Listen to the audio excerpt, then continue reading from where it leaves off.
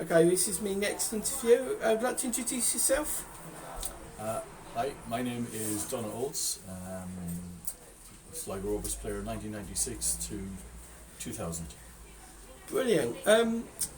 When did it all start for you at Sligo Rovers? So for me it would have been 1983 when they won the cup.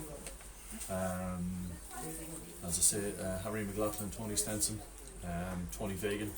I would have been, I suppose I grew up, when I came from Limerick, I grew up about 100 yards up the road from the showgrounds. So I passed it every day. So while I wasn't really into football, I found myself, I suppose, growing into it as all kids do, you know. From the age of around 11, 12, I was into football myself, playing locally. I was actually playing with St Edward's up the hill at the time, because when I first moved to Sligo, I lived in Cartron, so that was my first team, so I kind of stayed with them for a few years. But yeah, with the whole 1983 Cup run, I became obviously a fan. I was actually a ball boy in there as well. But not only was I a ball boy for the matches, I actually used to go down and ball boy training sessions.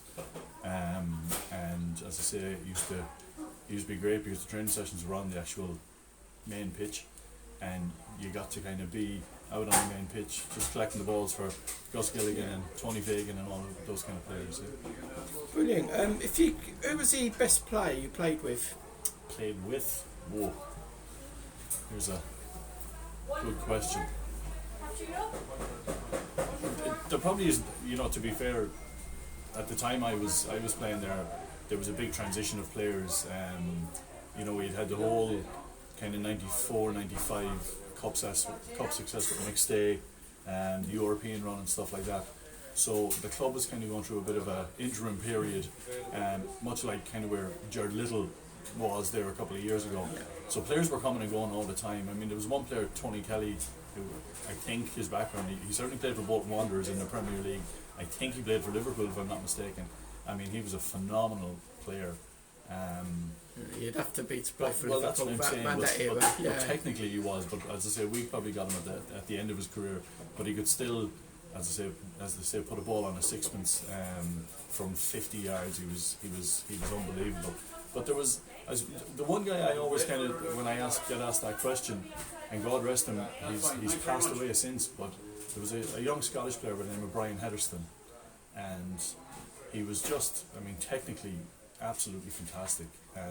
You wouldn't get the ball off him in training. Some of the goals he'd score in training, and went on and scored a few for the first team as well, was phenomenal. And he probably doesn't get much recognition because he simply didn't play for the club for long enough. But I mean, I could then, you know, what I suppose history has shown, the likes of your Conor O'Grady's, you know, went on to become, as I say, fans' favourites. You know, he came through at 17, 18 years of age, and you could always kind of see guys like him were going to be the backbone of the team. Maybe you didn't see it there then technically, but just his heart and his desire and his love for the club. You know, so I suppose when people ask me who the best player I played with was, it would depend on the criteria of the player, but technically a young fellow by the name of Brian Hetherston from Scotland was an absolute baller, as we used to say. Who was your toughest opponent? I played in a time, and I suppose when I suppose centre halves could still come through the back of the strikers, and you had the likes of Pat Scully and stuff at Shelbourne, and Shelbourne were the team to beat at the time, you know. I went on to actually coach with a fellow named Packy Lynch. Packy was at St Pat's at the time. They won the title in '98, if I'm not mistaken. And again, all serious, tough players. And of course, Gavin Dykes, I had the pleasure of playing, training with, because I came into the first team when he was still at the club, and then he obviously moved on to Derry City. But he was a tough boy. He didn't take any prisoners, you know. If the ball was there to be won, Gavin more often than not won it, you know.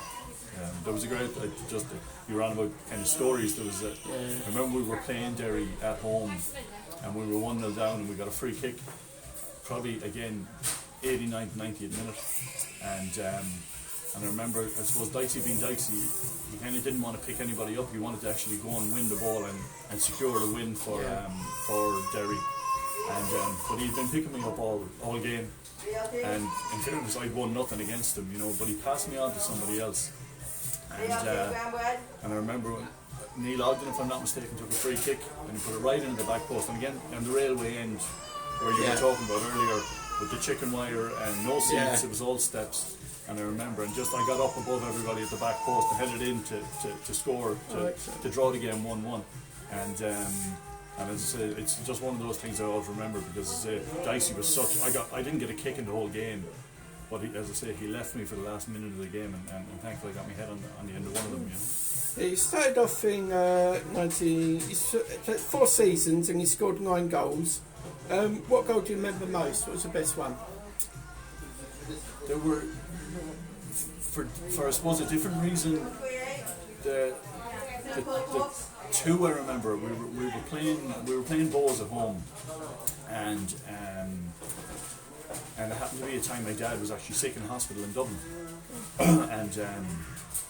and obviously couldn't get to the game or whatever, but we were playing Bows, and I scored to make it 1-0, and it was, if I remember right, it was at the Rose Hill end of the ground, and it was I think it was a bit of a bouncing ball in the box, and I just kind of jumped into the air and kind of bicycle kicked it into the net, and we went 1-0 up, which was great, and but Bows got back into the game, and in the second half then we were shooting down towards the railway end of the pitch, and I remember I was playing in front with Glenn Shannon that day, again another great player, the local player that came through the showgrounds, but I remember a ball came in from the right, and he was ahead of me, and I remember shouting at him, I said, free header, and in fairness to him, he got up and he headed it, but it kind of deflected off the defender and came back to me as I was backing it up, and I just, as I say, I just hit it and it went into the net, and but that was fine. We won the game, and it was lovely 3 points for Sligo Rovers, beat Bows 2-1, and but what I didn't know at the time was one of the Bows fans that was down supporting Bows and watching the match, he was actually a porter in the hospital my dad was in, hospital, and my dad told me actually years later that this fella was pushing him down to the operating theatre, and he was just telling him how his weekend went, and he said, we were down in Sligo and watching Bows and you beat us, and my dad was going, alright, who scored the goals? And the porter was, I don't remember his name. He said, one of those foreign fellas that came in to play for Sligo Rovers. And my dad goes, was his name not Oates? No. And your man goes, that was the name. His name was Oates. And of course, with that, your man clicked who he was pushing down. He says, do you know him? And my dad goes, that was my son. Foreigners. Did you ever play with anyone overseas for Sligo? For Sligo? Yeah. Plenty of players. I mean, I'm still good friends with like Steve Jones. Steve Jones just went on to play for Burnley in the Premier League and Northern Irish International. So I'd still have regular contact with Lexa Jonesy. Great lad, and he can't wait to get back where's he now? He's finished now. He's probably, I think he's 40, 41, but he was still playing, if I'm not mistaken, kind of lower conference football up until last season. But he had a great career. He made a fantastic career for himself after he left Sligo Rovers. Anyone else? There was plenty. Matt Boswell, I still talk to him on social media. He was a goalkeeper at the time I was in there. Marcus Hollis went on to play and win the league with Pats, if I'm not mistaken, after he left us. There was plenty of foreigners there at the time. A lot of teams have like good banter and have a laugh. What's the funniest story, like team in the team? Yeah, well, I suppose every player will have their own funny stories.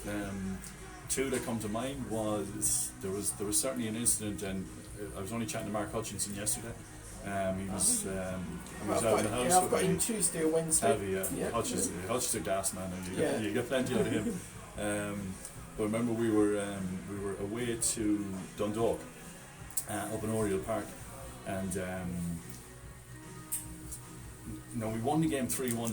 That much I do know. How this came about, I don't know, and what the score was at half time, again, I have no idea. But we went in at half time. obviously had that half-time chat and what to do when we came back out, you know. But we were all walking out onto the pitch and lining up as we would for every game in our positions. The next thing, Steve Burke's just runs straight past me and down the tunnel and into the changing rooms, and everybody's going like, Berksy, before kick-off. Yeah, before kick-off in the second half, yeah. And we're all kind of waiting, and of course the ref is counting the players, you know, and we know Berksy's gone, and we don't know if the ref has seen him go, but next thing, about 2 minutes later, the ref is kind of going, you've only 10 men. And of course nobody knew why Berksy ran off the pitch. You know, we thought it was maybe socks or something like that. But he appears out the tunnel anyway, comes straight back onto the pitch. And I says, you know, look, did you go, you know?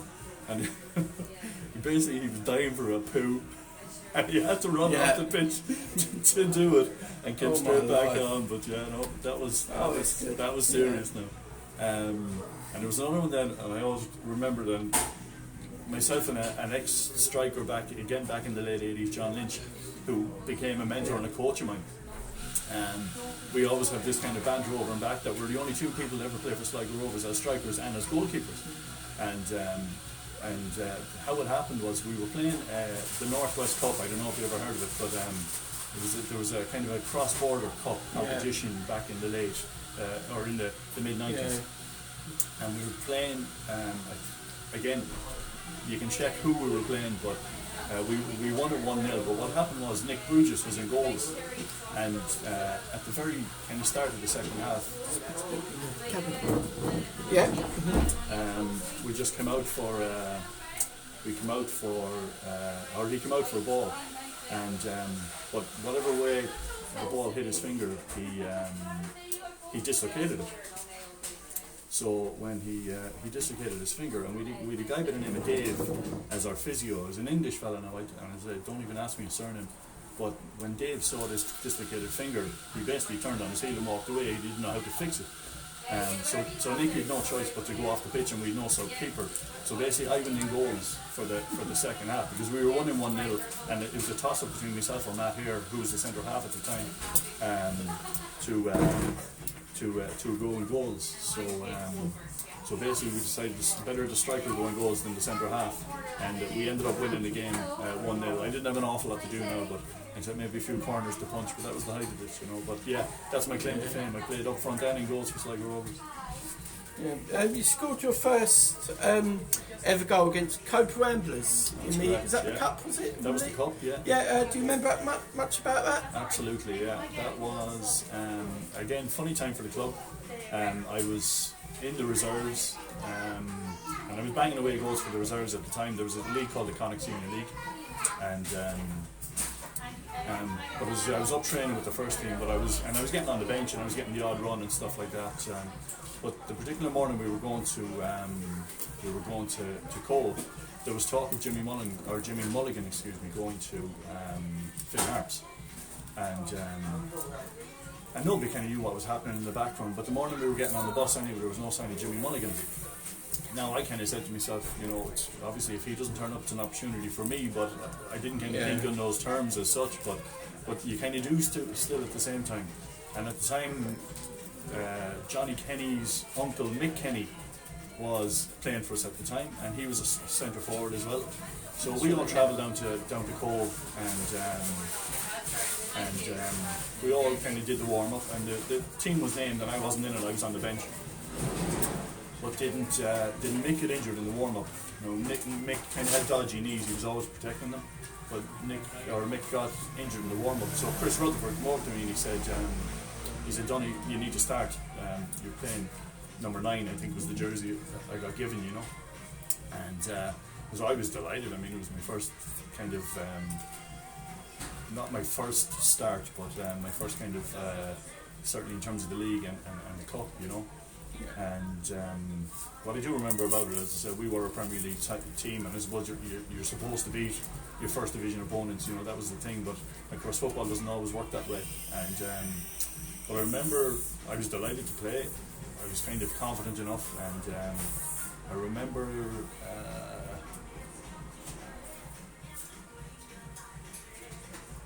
I normally pull his name out of the sky, but I can't this time. But I remember a fellow from Mayo, again, who had gone overseas and come back to play for us, and he basically did it. He was going down the right wing, and he kind of turned. He kind of checked back, and he put in a great cross with his left foot. And I made my run across the front post, and I just glanced the header into the far post. And to be honest, as I say, I didn't even see where the ball went because my momentum had taken me past the front post, so I didn't see where the ball actually went until I heard the cheers. And of course, with the cheers, then I went off celebrating, and that was my first. I remember that well. I think you always do remember your first goal. Yeah, your first ever goal in league was against Donagh. Yes. Yeah, that was that game. That was the Steve Burke's game. Oh, brilliant. Yeah, if I'm not mistaken, that was the Steve Burke's game. Yeah, oh, brilliant. Yeah. I think that was if I'm not mistaken, it was a shot from about 20 yards. But I didn't score too many like that. No, most of my goals were 6 and 7 yards out. But I definitely don't. I remember scoring against Donagh, but not necessarily how that actually came about. If you could pick one player right now from Sligo Rovers who you'd love to have played with, who would it be? Well, this year, yeah, I'd have to say Bolger. I think he's the best. Bolger. Yeah, I think he's the best signing I've seen come into the Showgrounds in a few years. I knew the name, but from years ago, and I thought, I know that name. He's supposed to be quite good, and I could not believe Sligo could afford him. Well, that's the thing, like we've gotten him at a great time. Like he's what the team needed. We needed experience. We really, really did. And I think just watching the team this season, I think him, and you can't just obviously pick one player. But for me, I think he's been the difference this season in terms of how the team are operating, in terms of what he gives them from a leadership point of view. Johnny King is a good young kid. He's coming through brilliantly. Yeah. Well, that's the thing. I mean, that's always the question with young players. They can be very, very good at youth level, but making the step up to senior team is a completely different kettle of fish. So it's absolutely phenomenal to see that happen. It's not often. It's different in England, but something I found out in Ireland, you don't get many really young, 17, 18-year-olds playing in first teams out in Ireland. You do in England. That comes down to two things, though. That comes down to the player's ability, but it also comes down to the manager, whether the manager will trust him. There's not too many League of Ireland managers that can afford to play a 17-year-old week in, week out and expect to get results, because obviously it's a results business. So credit to Liam Buckley and his team, John Russell up there for giving him the opportunity. But I'd also like to mention the likes of, for me, I've a great affinity with Niall Moran, because I coached him since he was 12 years of age. So you could see him. I mean, he lived and breathed football. So it's no surprise to me that he's now in midfield running the show for Sligo Rovers for the last, certainly this year, and to see him play last year. He's such a technical footballer. He's a great attitude. He's a great kind of ability to be so cool under pressure. But you could even see that back at 12 and 13 years of age. He was a very, very good footballer. And some of that group that I coached at that time was Liam Kerrigan, who's now gone to UCD, obviously to follow his education, but is still playing League of Ireland football. Scott Lynch, who's still in the Showgrounds. There's a few of that group that actually went on and are making kind of names for themselves. Do you still work for Sligo Rovers? Are you in a coaching role or anything? No, I coach out in Strand Celtic. I would have done Sligo Leitrim coaching over the last few years. We had a very successful Kennedy Cup run back in 2014, and that would have been with like Niall Moran, Lorcan Callahan, Liam Kerrigan, Scott Lynch, Ryan Smith.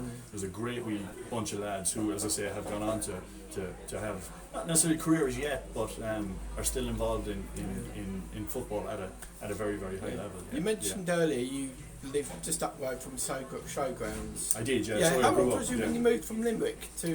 How old were you when you moved from Limerick to Sligo? I was 7. So I moved in 1979. And we lived out in Cartron actually, and we moved to Maherboy in 1981. And again, that's when I basically, as I say, when I was going to school in St John's, I'd be walking by the Showgrounds 4 times a day. Yeah, but as a fan, what player What's your favourite player to watch as a fan? I think that's me. Sorry. Yeah. Thanks a million. Cheers. Yeah, so as a fan, who did you really enjoy watching as a player? As a fan, again, there's absolutely way too many to mention.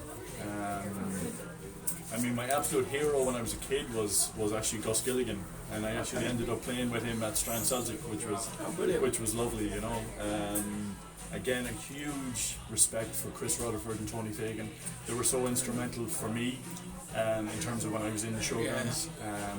So I couldn't not talk on camera and not mention their names. They were absolutely huge for me. But I suppose as an out-and-out player, or as an out-and-out fan, who did it for me for Sligo Rovers, again, Richie, Ryan, Joey and Doe in that. Just Gundo for me. Yeah, I mean, they were phenomenal. Did you think he was too good for the League of Ireland? I thought he was. I don't think there's any. You know, Joe obviously could have played at a higher, or did play at a higher level. I mean, you know, there's no getting away from that. 2 World Cups. But that's what I'm saying. But I think Joe is Joe. That's the beauty of Joey and Doe. I think Joey is his own man. You know, if like he brought Sligo Rovers to his level, and plenty of players have alluded to that would have played for him at that time. You know, I certainly know Conor O'Grady has mentioned that in passing. You know what Joey did was he came to Sligo and he looked at everything and he kind of went, right, well let's bring you up another notch, and he brought the players up. You know, as much as Paul Cook will get an awful lot of credit for everything that happened over those years. You know, at the end of the day, 11 players go out onto the pitch and 11 players win football matches, and that's why the players are always very important. How many different managers did you play under?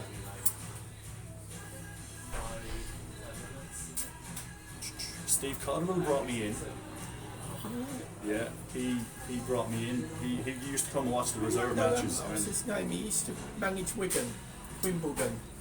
Laurie Sanchez. So Sanchez was there when I was in the reserves. Oh, okay. Okay, and then Sanchez left, and I think Cotterill was his mate, if I'm not mistaken. I think there was some sort of kind of chat happened there, and Cotterill got the job. But Cotterill was a fantastic manager for Sligo Rovers.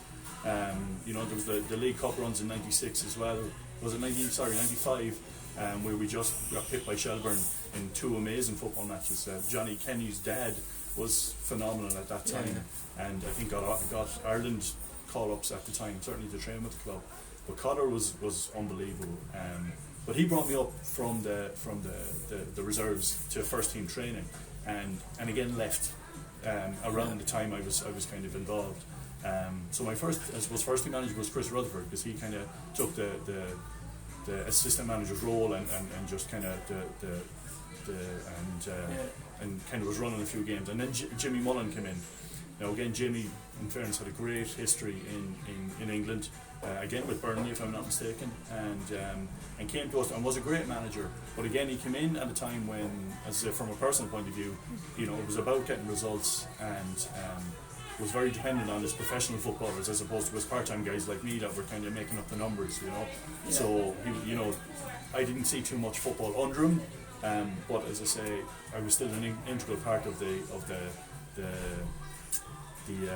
team and the squad, I suppose. And but he brought in a player by the name of Nicky Reid, and of course Nicky then, when Jimmy left, was appointed kind of player manager. And we actually won the League Cup in 1998 under Nicky Reid. You know, which again, I know I'm being a bit selfish, but I don't think he gets half enough credit for that. You know, it was a senior competition, and he was the manager that brought it to us. You know, and again, that was against Shelburne over a 2-legged tie. Neil Ogden scored the winning goal, if I'm not mistaken, in the first leg. Nicky then, I think Nicky for about 2 years, and then they didn't renew his contract, and they brought in Jim McAnally in '99, if I'm not mistaken. So Jim McAnally with David Pugh as his assistant, if I'm not mistaken. Now things didn't go so well for Jim.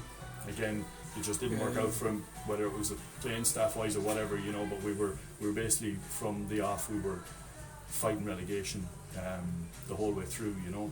And we had just avoided relegation the previous year, if I'm not mistaken, under Nicky Reid. And Jim left I think around November time, if I'm not mistaken, and they appointed a fellow by the name of Tommy Cassidy, and he was my last manager. Yeah, he was. Yeah. I didn't have much of a relationship with him, I have to say. You left in 2000. Did you know much? Because at the same time, Rafa Cotero was on his way up. He was, Did you? He hadn't come in. He hadn't come in at that stage. Yeah, but I mean, there was talk about him. At kind of youth level. So everyone was talking about him at the time, and excited about him. Well, I wouldn't go as far as everybody. Like he hadn't. There was no. He wasn't on Sligo Rovers' radar at the time. In terms of, he was certainly on Sligo Leitrim in terms of there's this kid coming through and he's phenomenal, and obviously he is phenomenal, has been phenomenal, you know. But no, there was certainly no talk in the dressing room of Raf Cotero coming through at the time, you know. I mean, we probably could have done with him as young and old as he probably was then. He was probably about 17, 18 then. At the time, yeah. But I suppose up front we had, at the time, you had Porrick Moran was obviously a full-time pro. You had Sean Flannery, you had Glenn Shannon, and you had me. They were your kind of your four strikers at the end of that season. Do you know what I mean? So you really, as I say, you only had one full-time professional. And I say Porrick was I know he struggled with injuries that year because, you know, Porrick was a phenomenal player for us for years, you know. And then I suppose kind of it was hard for Sean and Glenn because, as I say, playing in a team that was struggling, and it was difficult to create chances, and we were conceding kind of quite a lot, you know. So it was a tough year all around. Again, my only memory of that year was the last home game. We basically had 2 games to save our season. We had to win the 2 of them, home to Galway and away to Bowes. And away to Bowes. And Bowes were okay at the time, you know. Okay. And obviously Galway were ahead of us in the league. But due to injuries, Cassidy had no choice but to play me because he just didn't have anybody else, you know. So I remember the second half, we got a corner up at the Rosehill end, and Conor O'Grady took it, and I just lost my marker and I headed it into the net, and that was my last game at the showgrounds and my last goal for Sligo Rovers. And that kind of that 1-0, if we had won, meant we could have gone to Bowes, and if we'd won that, we would have actually stayed up because we would have caught Galway. And as it turned out, I think with about 10 minutes to go, we conceded an equaliser, and drawing that game, then we were gone. We couldn't stay up.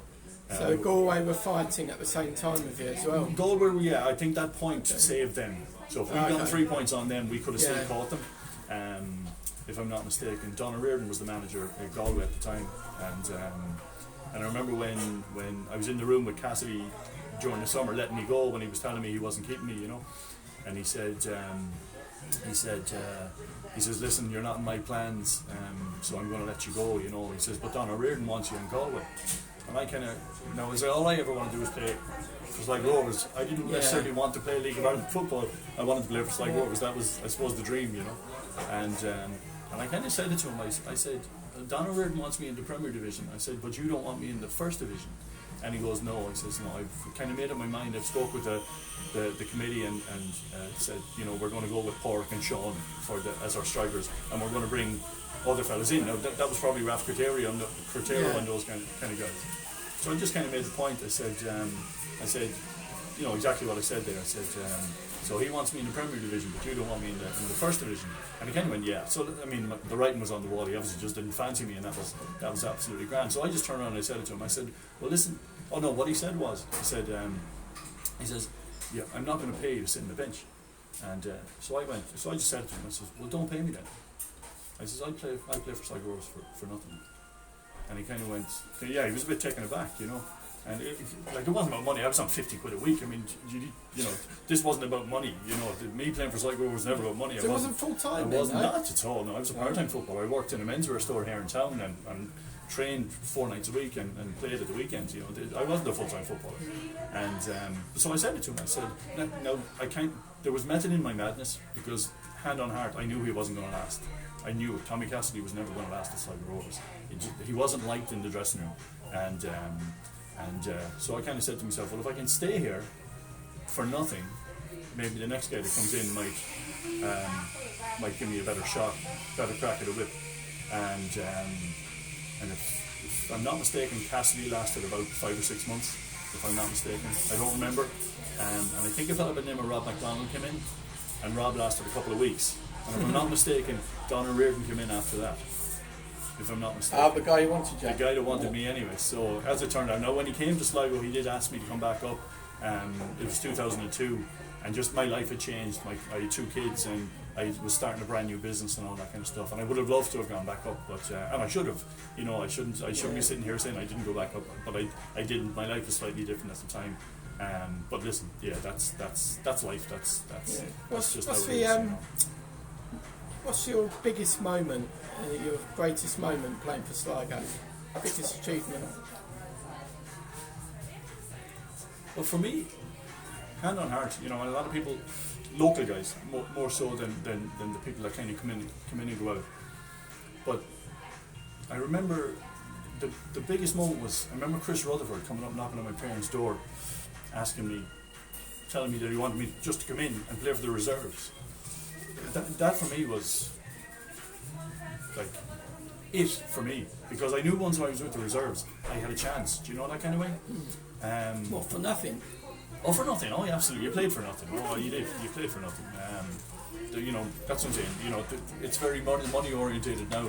You know, 5 years ago it wasn't. You know, certainly not for me. It wasn't. It was never about money. You know. So then as I say, Cotterell getting me to come up to play train with the first team, phenomenal for me.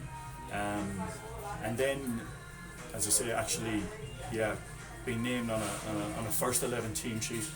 You know, like a lot of people talk about dreaming and playing for United and Liverpool and all this kind of stuff. I didn't. That wasn't for me. To play for Sligo Rovers was for me the dream, and I achieved it. You know, and I achieved it for 4 years. So, like, while I might have regrets that I should have went back in 2002, you know, I don't have any regrets in terms of that. In terms of a moment on the pitch, I suppose your first goal is always your, you know, as a striker, it's the thing, you know, and that happened for me down in Cove quite early, which was great, you know. And I remember my brother telling me when I got home the next day, like the celebrations in the house and my parents and all that kind of stuff, listen to it on the radio were lovely. And that's the thing, that's, you know, from a family point of view was lovely to have as well. And as I say, I'm still going week in, week out, when we could, obviously, with my brother and sister, and we attend every home game and we sit together and we have the same banter with all the fans as well. You know, so, the FAI Cup final was 2009. Oh, absolutely. 2009, 2010, 2011, 2013. 13, yeah. Yeah, I remember the game in 2012. We lost at home to Monaghan. Do you remember that? Yeah, I do remember. We took the lead, but I think, putting it politely, we were quite poor. We were poor on the right, yeah. I remember that, yeah. Would you have, if you played at the time, would you have gone up and taken a penalty? It takes a lot of bottle to do that. Absolutely no problem. I see that as a centre forward's job. You know, you're there to score goals. So, I would like to do that. I never got a penalty. No, absolutely. Yeah. It's a 12-yard free kick out. You know, that's. Yeah. I don't understand when people kind of get nervous about it. But that's just me. Yeah, Paul Cook gets so nervous about it, doesn't he? He doesn't like to watch. So. Well, listen, you know, as I say, I spoke with Conor Grady. He's a great man, great mate of mine, absolutely gent, and as I say, warranted Sligo Rovers legend. You know, he missed a penalty up in the Aviva, like that's pressure. I mean, I've never had that kind of pressure. But as I say, from a mindset point of view, I think you just have to kind of go. It's alright to think about it, you know. I'm taking the extra. Oh, brilliant. Yeah, not nervous, but when you actually walk up, you must feel a bit. Yeah. No, there is. There has to be. I know there has to be. Yeah. But as I say, as a centre forward, for me, I see it as it's your job. You know, if you have a chance to score from 12 yards against a 1-on-1 against the keeper, you should be scoring every time. Yeah, I mean, Kieran Kelly against Sligo Rovers. I don't think in football history that's ever been done, is it? I don't think so. No. He's got the. Didn't he have a record? Was it of not conceding a penalty? Was it 13, 14 of them all in one go? Yeah. Could have been more, and it's just like, what a great. What a great keeper that. And you know what? Yeah. It'll be great next year in the World Cup in Qatar, because I think Kieran's working out there. He is. I tried to track him down because I wanted him to do this. But so I bet you that will come out over the next kind of 12 to 18 months, you know, and rightly so, because it's a fantastic thing. Yeah, I'd love to have him talking about that. I'd like to have Paul Cook as well, but it's very hard to easier get said out. than done. What do you think of the new plans for the showgrounds? Oh, it's fantastic. Yeah, I hope they come to fruition. And to be fair to Tommy Higgins, you know, he's you know, if there's any man with respect to everybody who's gone before him. Yeah. I was talking to him yesterday about doing an interview. He says he'll do one, but it has to be at a later date, and he's got a lot going on. But 17 million in the space of 10 years, that's 1.7 million. That's a lot of money. It is a lot of money for a club size of Sligo. And it's just like, oh my god. So I do a lot of fundraising for them, so I'm going to have to do a bit more. But absolutely. But it's great to hear about and see. But I do worry financially how it's going to affect the team, because if we're going to go through with that, we're going to have to start winning things properly. You know. But I think it's going to be difficult. That's what I'm saying. I think regularly in Europe will help that. Do you know what I mean? Yeah. It will help that. But the only thing is it's like everything else. To maintain your status near the top of the division, you've got to invest in the playing staff as well. Yeah. And for me, that would have been a criticism of the club for maybe going back 2 or 3 years, like under Jared Little and stuff like that. Yeah. That there was an awful lot of investment going on off the pitch, and it was needed. Don't get me wrong, we have a fantastic facility up in the showgrounds now, and you know, but I suppose as a fan going in every 2 weeks to watch a home game, you want your team winning, you want your team fighting at the top of the league, which we obviously have now. But I suppose we had to go through that dip to see the rise of the team under Buckley under the last few years, and obviously this year. But as I say, I would have been crying. I would have been one of those kind of guys saying, I'm all for developing the showgrounds, but we need to put money into the team. And you've got to find that balance, you know. But in fairness, as I say, they've proven to raise the money, exactly. You're going to have to bring in good players and quite a bit of money. You do. Yeah. I mean, over the COVID, I was very surprised Sligo actually still existed over COVID, because that, I mean, like now, I mean, there's no income. Yeah. Then it's oh my god. Yeah. I really got worried for Sligo. I thought they were really going to struggle. Yeah. And sadly, I think Limerick did, didn't they? And Waterford COVID, Waterford. They still exist, but they're struggling big time because of that. Cork City went, you know, well, Cork have done what every League of Ireland team seemed to do, peaks and troughs. Yeah. They invested loads and loads of money, won the title, and within a couple of years they're in the first division again. Yeah, Dundalk. Well, Dundalk are looking like that now. I mean, they're only just above relegation. They probably won't go there. Yeah. But all it would take is for those American investors to go, you know what, we've had enough of this, and pull out. Yeah. Like, I don't think that's what's going to happen, but that's all it would take, you know, to see Dundalk and they be down where Cork are as well. You know, as I say, hopefully that won't happen. And just a big shout out to, I think, absolute legend of the game in the League of Ireland, Chris Shields, who's just moving to Linfield. I know that name. Yeah, it's from Bowes, wasn't he? What a player! No, Dundalk. What a player he was. He was an absolute immense League of Ireland footballer. Yeah, but there's another player. I remember when I was doing an interview with Rafa Quintero a few years ago, similar subject. He talked to someone called Gary Trigg. Yes, yeah. And I thought, I know that name in League of Ireland. He was striker, he was phenomenal. Yeah, you don't get many. You get decent strikers in the League of Ireland, but you don't get many who gets up between 15 and 20. He was a Scot maybe as well, more. I think. Yeah. You got like 15 or 20 every season. He was consistent. Yeah. Like that's what I mean, in a Shams team that wasn't necessarily the Shams team of today. But Twiggy was still scoring 15, 20 goals as you say a season. You know. Were you there at the showgrounds when we won the league 2012? I absolutely was. One question I like to ask, which few people said I shouldn't, but I will. Was it a penalty we got? Did you think it was? I thought it was. Really? I mean, I thought it was a little bit harsh. Well, harsh, soft, you can call it what you like. Here's the thing, and I would debate all this football all day, but it's one of those, really, when it comes down to it, if the referee gives it, it's a penalty, you know, because it can change, and if he doesn't give it, it's not a penalty. It's just one of those things that kind of age has kind of taught me to be a little bit more kind of accepting of the game in terms of that, you know. People can argue offsides, penalties, over the line. Well, over the line is slightly different, well, certainly at the higher leagues point of view, but you know, if the ref blows his whistle and points to the spot, he's not changing his mind. So as far as he's concerned, he can only give what he sees or doesn't see. The linesman was the one that gave it, because you can see him running straight away to But you know what, the other side of that, Kieran, you think about that.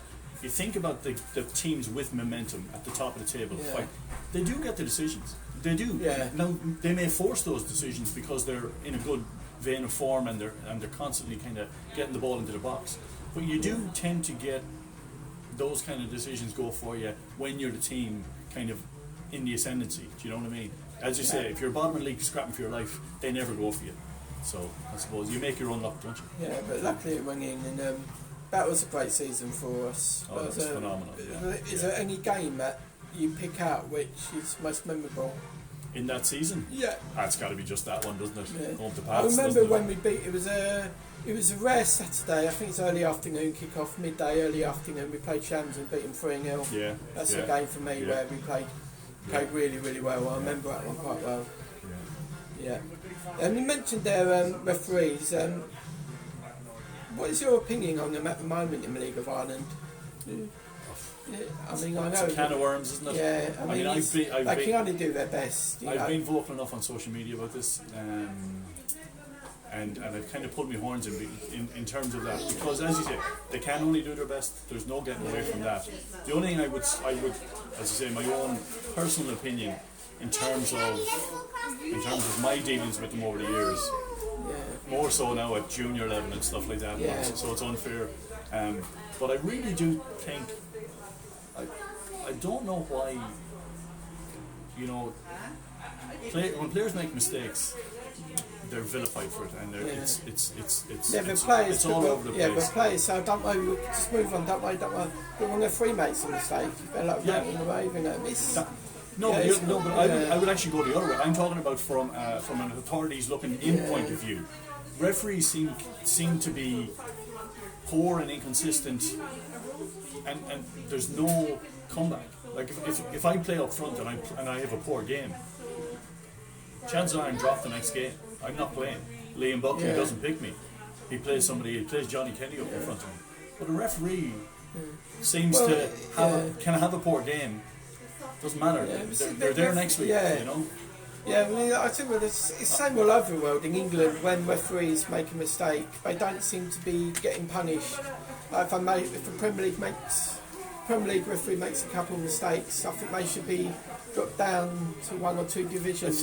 I think there is provision in the top leagues for that at times, but definitely not in the League of Ireland. It doesn't seem to happen in the league. Well, my personal thing, hand on heart, we can't have the game without them, so I'm not being overcritical of them. As I say, what I would just love to do, I mean, Neil Doyle, I'll take as an example. I remember Neil Doyle coming as a young referee coming into the league. He was the best. He was head and shoulders above an awful lot of the referees that were on the circuit at the time. I would argue that maybe Neil Doyle has regressed as a referee. Now, I don't know, is that he's in a culture of where they're gone, but you know, I see Neil Doyle now and I question some of his decisions, and you kind of go, not in terms of a Sligo Rovers point of view, but just in football terms point of view. You hear about it a lot in England, like retired players, would they ever come in and referee? If they did, would you like to have a go? I thought about it. I thought about doing it at kind of junior level there a few years ago, and to be honest, I would absolutely. I wouldn't have a problem with it. Personally, I mean, as I say, if I had the time to go and do it, would I do it? I probably would, you know, and I would put my money where my mouth is. Don't get me wrong, because you know, there's that whole ex-players are always giving out referees. They're not, you know.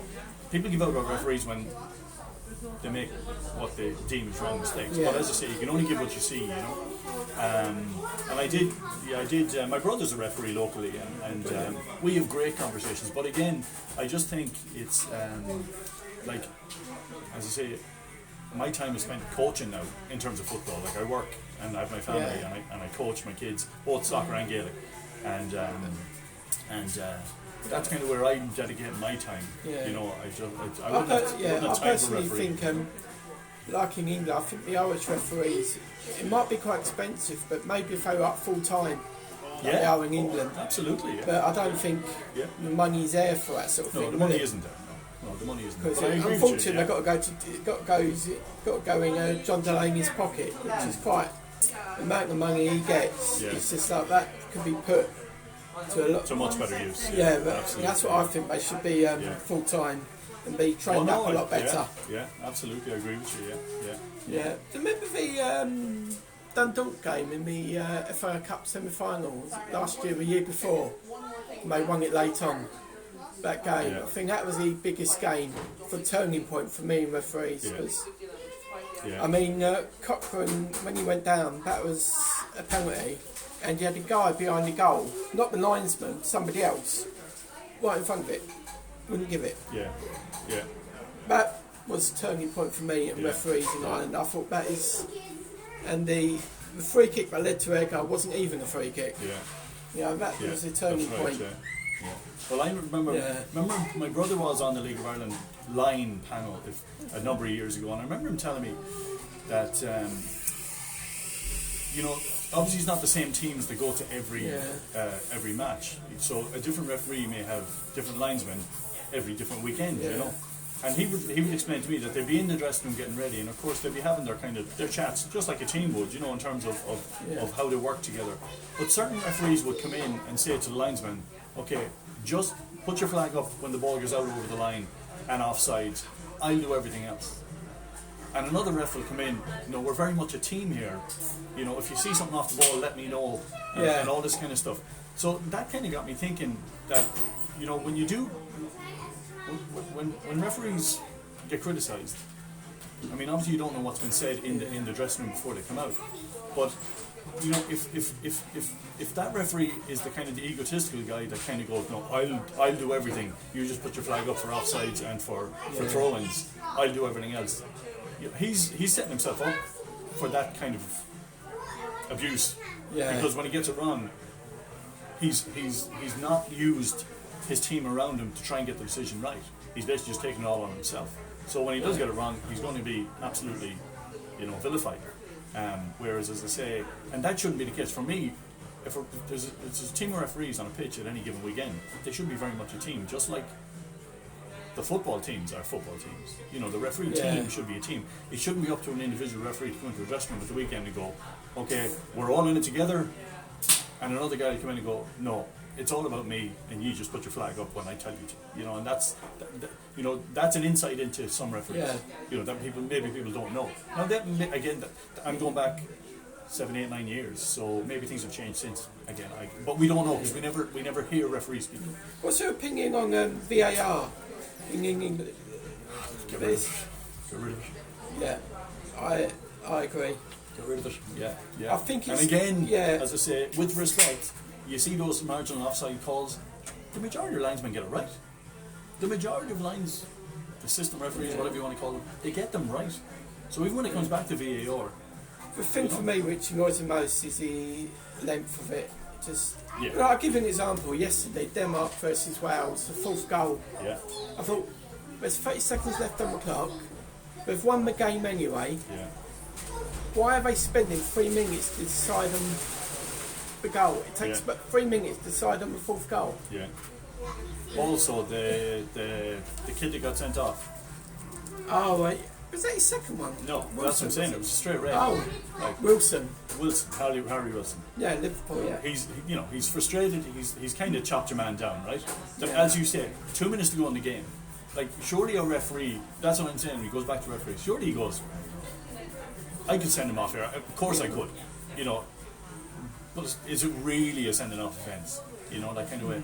It's definitely a booking, and it's definitely a talking but, to. Yeah. But I mean, as I say, it's so late in the game, you know he's frustrated. Not that should matter, it shouldn't come into your thinking, but it's one of them where you'd love to see a referee use a bit of common sense and go, you know what, here's your yellow card. You know, do you reckon we'll ever come into the League of Ireland? VAR? Yeah. No, there's no money.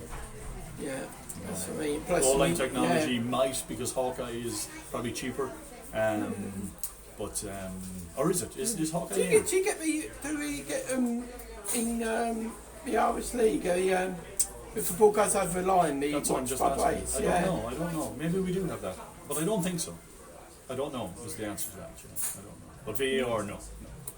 Yeah, I just like it. So I just too much money. Yeah. That's what I'm saying. Yeah. I mean, like we need to employ four people to look. I think there's four in the each game. There's 4 referees looking at the same game. Yeah. So it's 4 referees, 4 at the game, 2 lines and 1 ref and 1 assistant on the touchline.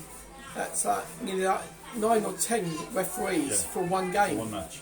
Yeah. And like there's 10 games in the weekend. There's over 100 people. Yeah. That's what I'm saying. Very expensive. League of Ireland just wouldn't have that kind of money. Even if you cut the numbers down, you wouldn't have the technology. It's just it's not. It ain't coming into the League of Ireland anytime soon. Trust me. You'd rather see the investment in stadiums and academies and all that kind of stuff. Yeah, I like the idea of the new stadium plan. It's got the museum on the left as you go. It's got a museum with its own little building, and the club shop next to it, which is great because you can only get most Sligo stuff on match days.